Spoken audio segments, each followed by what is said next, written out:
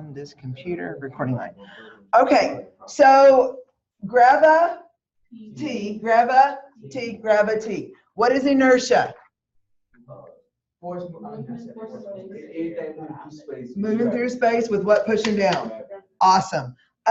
Talk about what is friction? When one object tries to move against the other. What was the best example that we ever learned about that?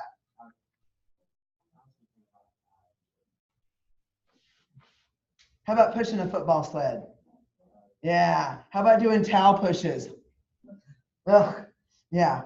Anytime that you have had one object press down against another and slide forcefully, it's a great way for you to increase muscle recruitment. Think about that. Everyone take your hands and put your hands together. Okay? Press them hard together. Okay. Press them hard. And now start sliding it back and forth. Do you feel yourself recruiting the muscles in your biceps? Yes or no? What about recruiting the muscle in your chest? Let me push. Okay. So friction is a way to increase muscle recruitment, another source of resistance. Fluid resistance. When was the last time you got in the pool? What? You got in the pool? Awesome. You guys, whenever you're in the water, you have resistance against you in all the planes. So if you go like this in the water, what plane? When you like this in the water? And then all of a sudden you're in the water and you're doing this? Transverse. Okay? And really the longer you can make that against the resistance of the water, the better. Because that, I mean, you see people, and also too, you've seen people that, I know the little old ladies that go to water aerobics, they have like gloves they put on that increase the surface area. They look like fins like that. You guys, does that make the workout easier or harder? Hard. They look like web. They look like duck feet. Okay, it makes it harder, because if I was trying to pull this against water as compared this against water, which one's going to be easier? This is going to be easier because they're spread apart. Okay, I also mentioned about with friction, I also think about that's one of the reasons our U.S. swimmers wear those super expensive suits that we have for them, because we want to reduce friction and surface drag on the water. So when you're in the water, it's really not called friction, it's called surface drag. Okay? A few more things. Elasticity, you guys. Anyone ever done any work with resistive bands? Ooh. Okay. Let me tell you what I love about resistive bands. Number one, they're inexpensive. Number two, they're portable. You can throw a heavy set of resistive bands in your backpack and get some work done anywhere you go. Another thing about resistive bands are great at activating, listen to me, they activate concentrically, eccentrically, and they also provide a little bit of more isometric resistance. So you get more synergistic activity. Pretend like you're using a band and you're pulling, you're pulling, you're pulling, you're pulling, you're pulling. Now what are you pulling up against? Grab a T. And all of a sudden that band is stretching. Okay, then if I get to a point and I hold that contraction there with that band, okay, what is gravity wanting it to do? And is it wanting it to just go? It's not wanting it to float like a feather. No, it's wanting you to go like this, boom, like a catapult. Okay, so whenever you are in that eccentric contraction, with gravity and with elasticity, how many muscle fibers do you think that you're recruiting? A lot. I love doing band training. It is, like I said, it's easy, it's portable, it's affordable, all of these things.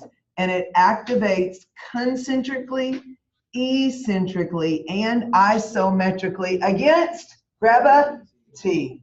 Excellent, very nice.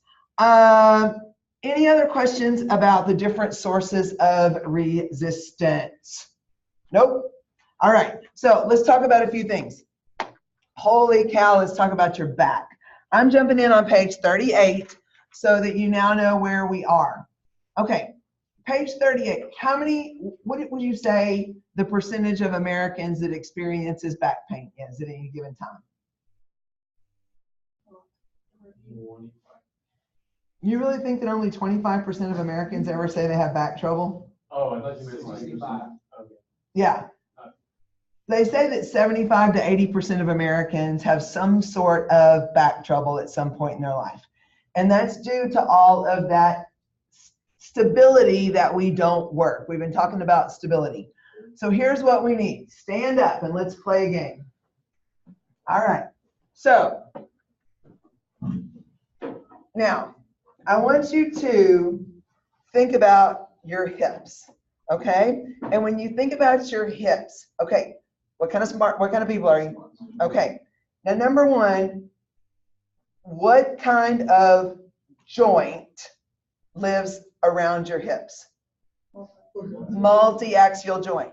Show me movement in the transverse plane in one of your hips.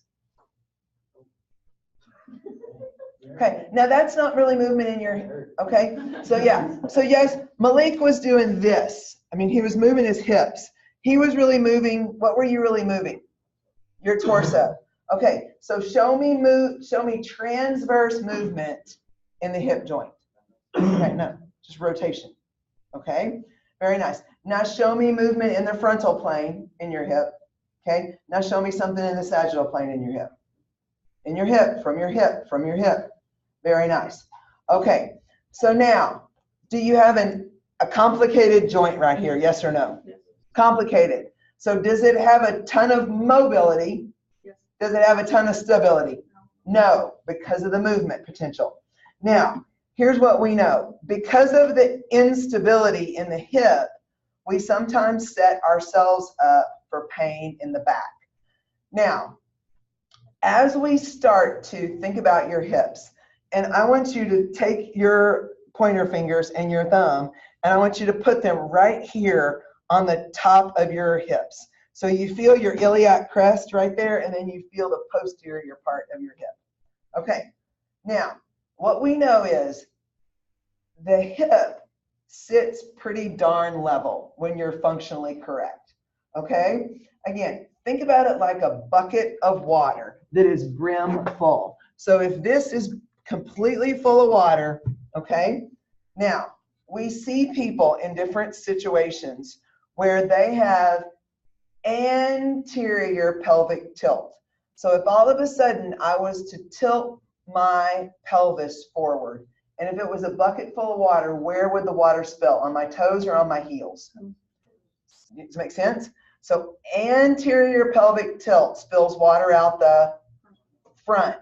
Now, if you'll pay attention, whenever you did that, everyone do that, you should have felt your erector spinae go.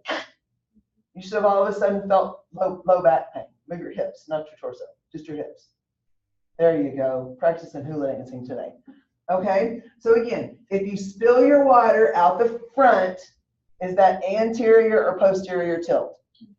Anterior tilt. Where's the water spilling? Out the front, from right here. Now, and all of a sudden, what you see here is you have muscles, your erector spinae muscles are too tight, and your rectus abdominals are too loose. So if I'm going to get somebody back into neutral pelvis, I need to stretch and lengthen their erector spinae. And what do I need to train them to do? Shorten their rectus abdominis. So I need to do a lot of core training, a lot of abdominal work to get them back into neutral. Now, here's what we know. I want you, just for fun, okay, I want you to get an anterior pelvic tilt. So stick your butt out back. Stick your butt out back. Stick your butt out. Stick your butt out. Get your shoulders. Come on. There you go. Now, try to functionally walk around and do that. Walking around like a chicken. Okay. How many of you feel your back hurt? Yes or no? Okay. So again, we have to get clients back into neutral. Number one, to get them out of pain. Number two, so that they can move functionally. That was not, because think about it. If this is going on, think about the head of your femur. The head of your femur is pushing against the back of your iliac crest. This is why you got to know your anatomy. So that doesn't allow that ball and socket joint to move freely as it should be. Okay, now, there's a specific name, okay? if you have anterior pelvic tilt, you have a condition called lordosis. Okay, and I'm going to give you a funny way to remember it. Okay, now put one hand on your stomach and one on your butt. Okay, remember, and go. Lordosis, say it. Lordosis. Lordosis, lordosis. Lordosis, lordosis. Lordosis, lordosis.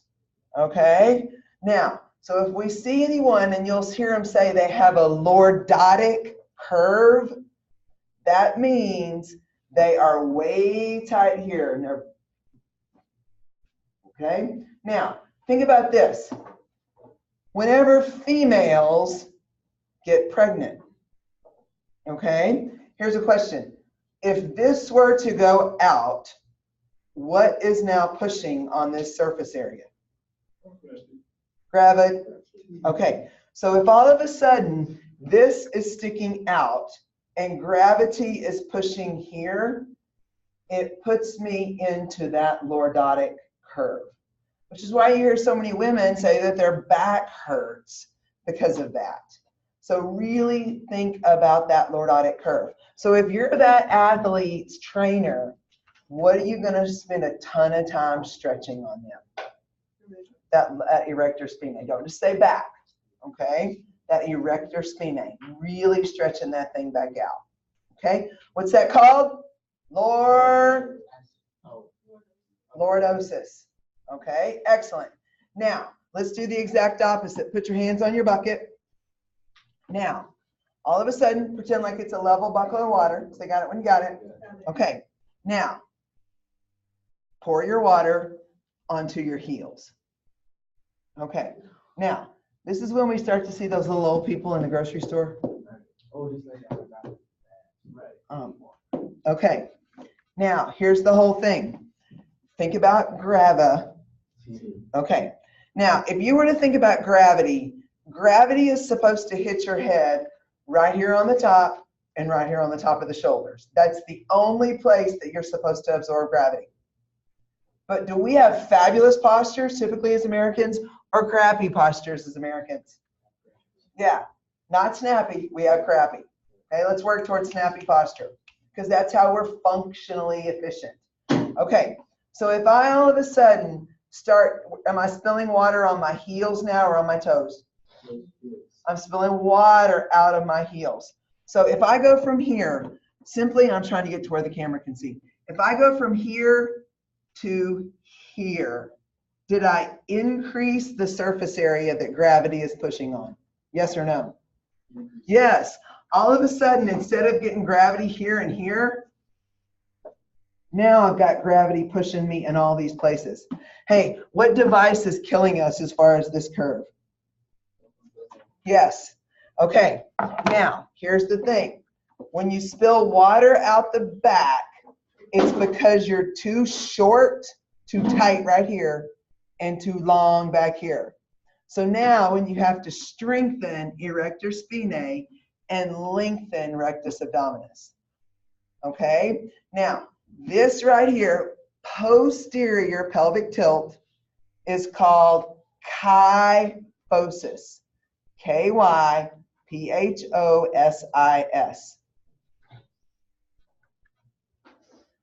Kyphosis diademosis. Kyphosis. There you go, Cody. Show them what's that.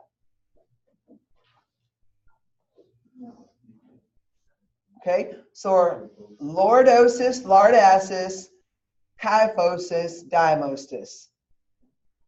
Okay, really, the more frumped over you get, the worse it gets.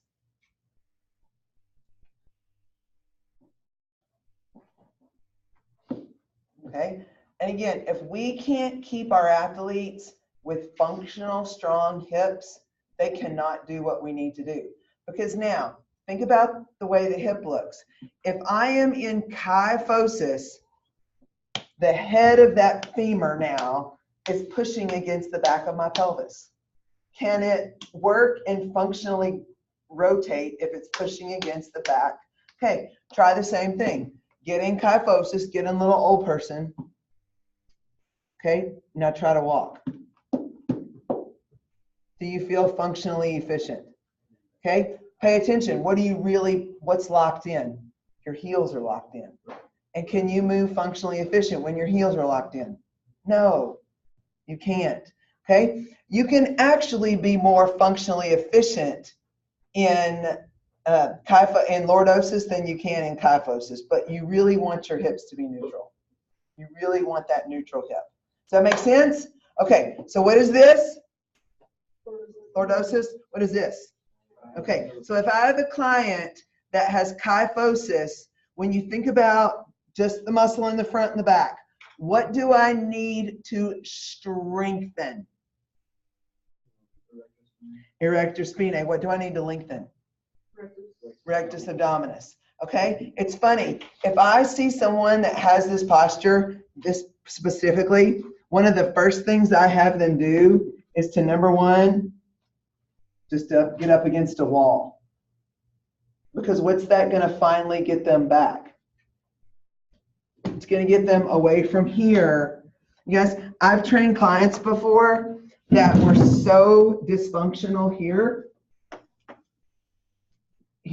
that when you start to tell them to go up the wall, this is about as far as they could go.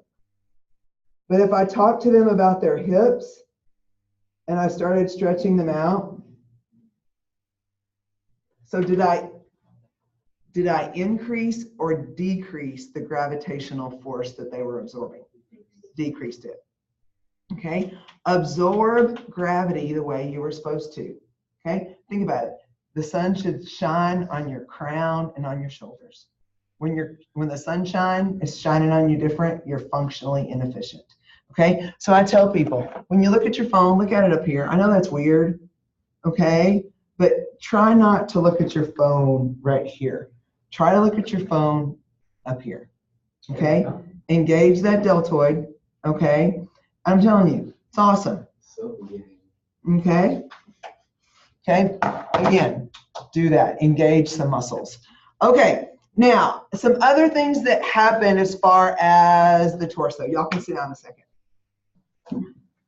All right.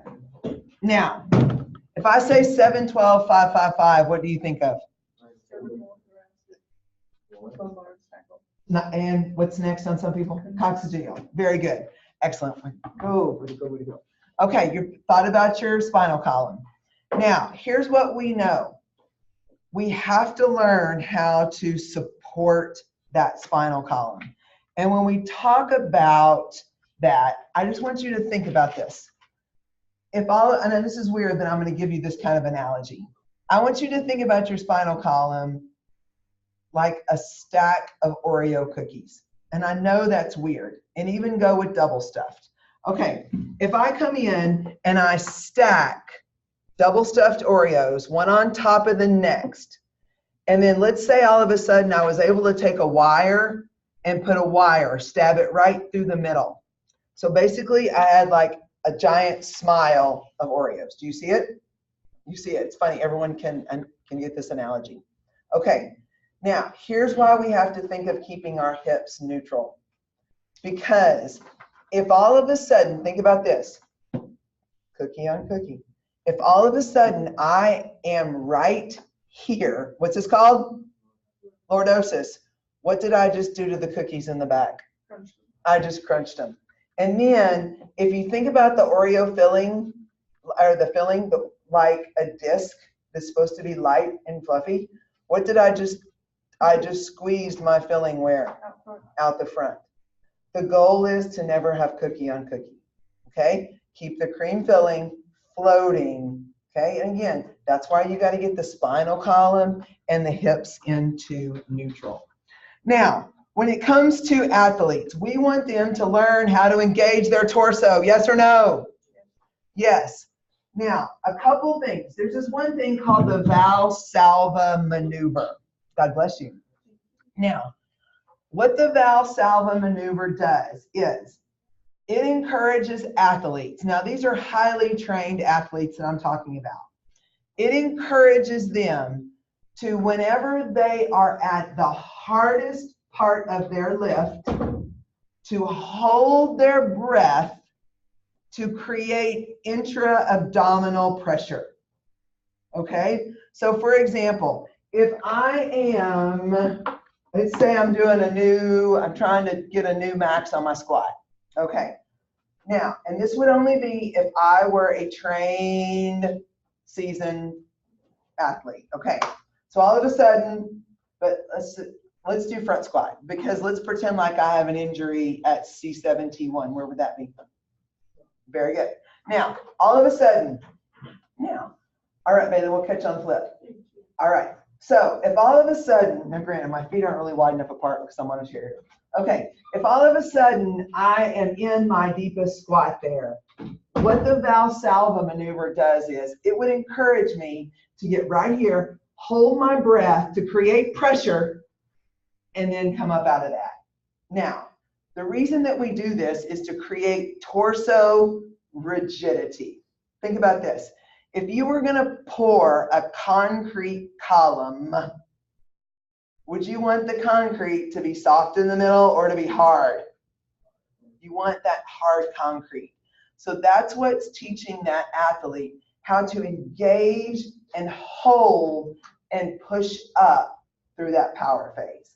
Now here's the thing. Remember, it's kind of like Spider-Man wisdom. With great consequences come great, what is it? Responsibility. Thank you. Now here's the thing. The minute I get loaded and I am no longer exchanging oxygen and carbon dioxide through capillaries, I remember that. Okay. All of a sudden, what did I just do to my blood pressure? Especially that systolic blood pressure just skyrocketed. Now, if I'm working with a trained athlete, I can have them do that. But most of the time, we want to teach our athletes to exhale through that exertion phase, which would mean all of a sudden would be inhale, inhale, inhale, inhale, inhale, exhale out of that. Now, another thing people say is, well, can't I wear a weight belt to help me with that torso rigidity? NSCA stance on weight belts is no. NSCA says don't lift more than you can hold your core. Don't lift more than you can hold your core.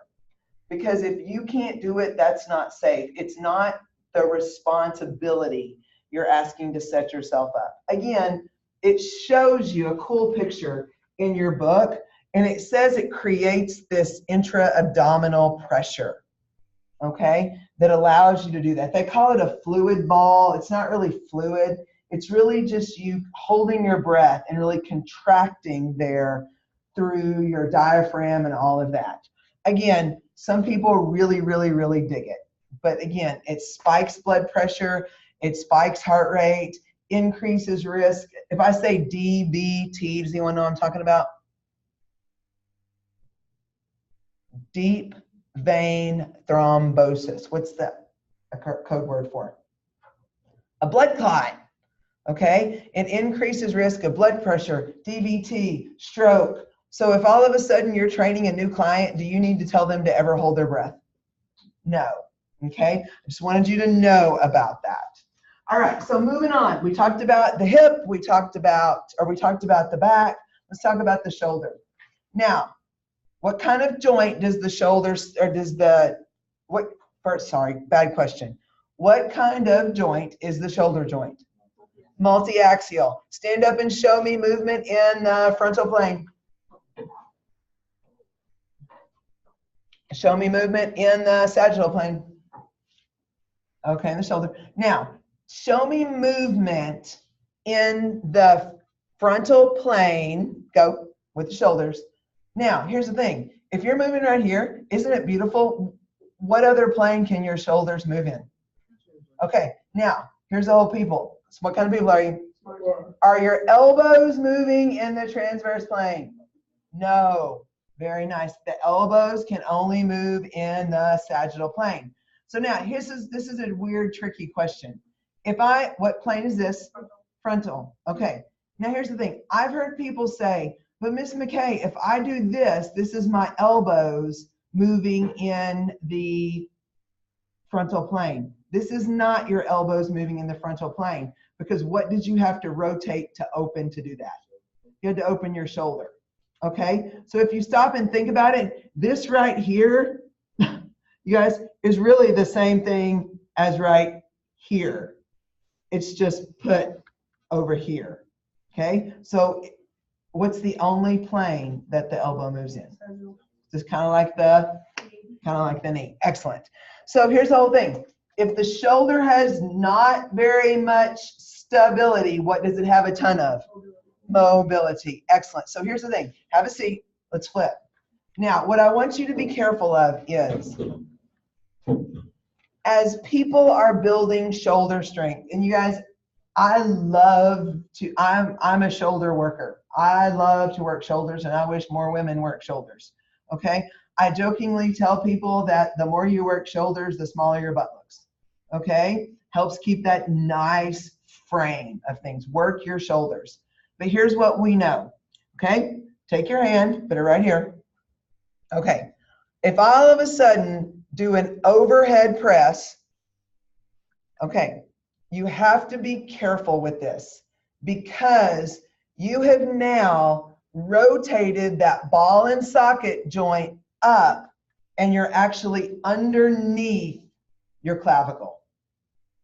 Okay. Is that a point of vulnerability for that shoulder? Yes or no? Yes. So also, let's just say that I had a ton of weight up here, and all of a sudden there was weight here that was driving that ball and socket joint towards the back of my clavicle. Good or bad? Okay, so what we see happen, know your anatomy. When we see people going overhead like this that don't have the range of motion or the strength, you guys, you start to see the head of that humerus actually pushing through back into the back of the shoulder blade, which jacks up, someone said it earlier, the 3 muscles in the rotator cuff. You guys, now if you're used to doing it, then awesome. But just know that as you're building your strength in your deltoid, that going straight overhead has really pretty complicated compressive forces. Okay, it really does. One of the things I try to tell people is, if you're going to do overhead presses, I really encourage people to stand up and do it instead of like a seated military press, because really if you're going to stand up, you have a little bit of love that can help your body and your torso. Whereas if you're seated and you're going straight over your head, especially on a machine, don't do machine overhead presses. If you're going to do overhead presses, do them with dumbbells. Okay? So think again, if you're on a machine, it's going to leave you locked in, and maybe you don't have that kind of range of motion. So all of a sudden you're going to end up doing more damage than good. Okay? Hey, let's talk about the knees. On page 40, talking about the knee. Now, we've already beaten this dead horse to death. What's the only plane that the knee moves in? Sagittal plane. So here's what I want you to know. And I'm going to kind of move the camera back at a different angle because Cody and I are going to do something. Cody, come up here. Don't get seasick, people. Stay with me. Okay, I'm moving it way back here. This way. Okay, Cody and I are going to go over there by that chair. Can we see down that little hallway? Can you see on the screen? Yeah, it's still a little high. Yeah. Hey, wave at your people. Okay. So now, can we see your feet? Yes. Okay. So now, here's what we have found out about women and men. That's so bizarre. And I don't know if it's because that there's a specific thing that happens with women and men. So now, as all of a sudden we start to grow as females, what starts to widen? Hips start to widen. Why? Okay, so that really we can be ready to have children. Okay, so now if we look at my femurs, if I'm standing with my feet side by side, stand with your feet side by side. Now, what we kind of know is because Cody's hips really aren't crazy wide, we know that if we were to look at him kind of like as an x-ray, we would be looking at his femurs, and his femurs would be basically side by side like railroad tracks. So got it when you got it? Yeah. Now, what we know about me is if all of a sudden, if we were to extrapolate these lines out, would the femur line eventually intersect? Yes or no? It would. So which means that is putting me at incredible danger of injuries to the knee and especially to the MCL. Okay? Now, what's the only plane the knee moves in? Sagittal plane. Okay, so now here's what we know. Scoot back a little bit, okay? What we know, and we haven't figured out why women and men. Y'all stand up and come watch. Because we're not going to be able to go very far. Okay. We can't figure out why it's different, but Miss Nelson, if y'all seen this in Miss Nelson's class too, it's just a stupid thing. We have to retrain women with this. Okay. If all of a sudden we're gonna pretend like we're running. Okay. And all of a sudden you see that line right there? Okay. I want you to pretend like you're running, and I want you to all of a sudden plant a foot and come back. Ready? Go. Come back. Okay, turn around though, face me when you come back. Oh, okay. Yeah, pretend like you're running all the way down the gym floor, touching it and coming back. Ready? Go. You really want me to go full speed? Oh, I want them to be able to see your feet. So okay. Can we see feet? Can we see feet? Yeah. Can y'all see feet? Okay, so we're gonna come to this line right here. Okay. Okay. All of a sudden you're gonna go, you're gonna touch that line, and you're gonna come back to me. Go. Okay. What he did was perfect. Every guy on the planet does that. Okay. He all of a sudden was coming down. He was already starting. Okay. Now which hip, which plane? I'm moving in which plane? I'm moving in. He was planting and he was ready. Now, he all of a sudden was fabulous at planting and not putting what down? He didn't put his heel down, because when you put your heel down, what are you? Stuck. Okay. He all of a sudden was starting so that he could get his knee. Remember, what's the only plane the knee moves in? Okay. So if I'm still rotating here, now I can move my knee in the sagittal plane to take my next step back. For some reason, this is what girls do, and we don't know if it's because we've been trained to be, when we figure it out, we're going to be millionaires. Girls all of a sudden come down and we point our toes. It's so fun to do this in full speed, okay? We point our toes, okay? So now, if I am even transferring here, and I've got almost 100% of my weight right there, and I try to start turning, how long is that going to last? 6 more steps. I'm going to have to do something different to accelerate, to decelerate that so I can go the other way. Okay? It's beautiful. Guys start the turn so efficiently. And I tell you, girls, we typically do this, even put our heel down, which that means we have to shift more weight before we can even start the pivot. And remember, I'm already at damage. I'm already at a risk for damage to my knee here. Do I need to put my knee in situations where it can get more? So one of the things we have to teach females, if you're ever training athletes, like volleyball players, basketball players, all of this where there's a lot of moving back and forth, we got to start telling. Because you know what? Remember how strong we said this muscle group is? Okay? Because here's the whole thing. If I can come forward and start to lean into that, that's force production right there. Force equals mass times acceleration. That's the only way we can do that and make that happen. We got to keep the knees safe for females without doubt. So you got it when you got it. Yeah. Thanks, Cody. Yes, ma'am. All right. So as we continue to rock on with that, a few things. Let's talk about the elbows and the wrists. Okay. Yes, elbows and wrists. Okay. We've already talked about the elbow. Elbow moves in the sagittal plane. Because what kind of joint is it? Uniaxial. Okay. Now, if I'm all of a sudden standing in the correct anatomical plane, okay, where am I absorbing gravity? Head and shoulders. Okay. Now, here's what we know. If I think about my wrist can move this way, and my wrist can move this way. What motion? What am I moving my wrist in? Which plane? Sagittal plane. This is the frontal plane. Now, here's the whole thing. Do your wrists move in the transverse plane? No. Okay. Now, here's the thing. I'm going to hold this here. Okay? I want you to all of a sudden, I'm going to say right here, try to just rotate my hand. Come right here so we can see.